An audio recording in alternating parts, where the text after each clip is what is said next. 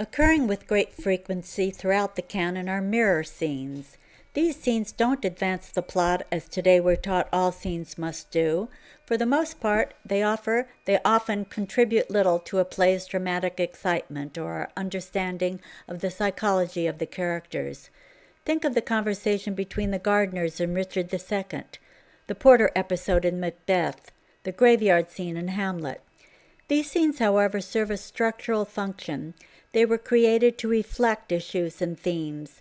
They too provide a clue to the basic principle, the central idea of the play.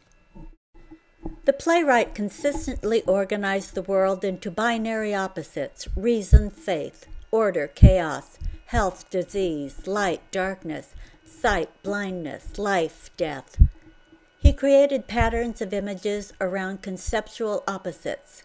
Sometimes the opposed images are used to define a particular situation, like the opposition between sacrifice and butchery in connection with Caesar's murder. Sometimes these images are used as a structural device, like the opposition between light and dark in Othello, which runs through the entire play.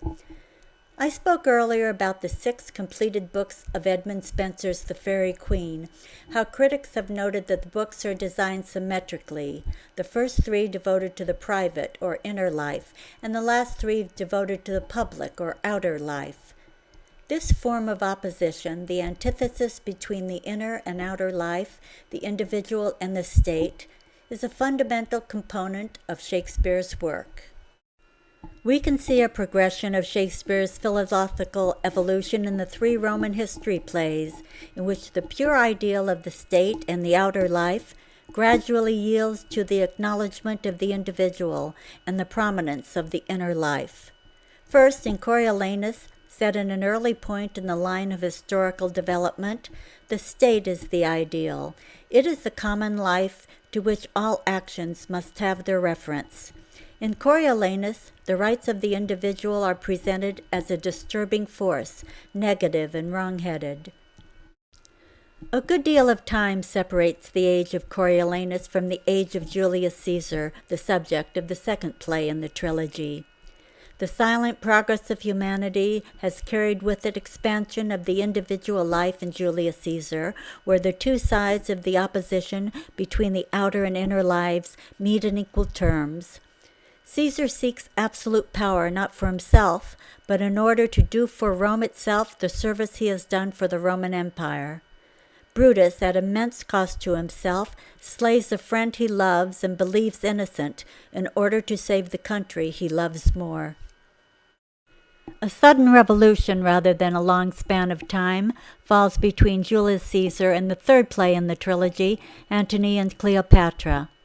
While in Julius Caesar the 2 sides of Mark Antony's nature, his public and private sides, are in harmony, in Antony and Cleopatra a new force emerges which upsets the balance.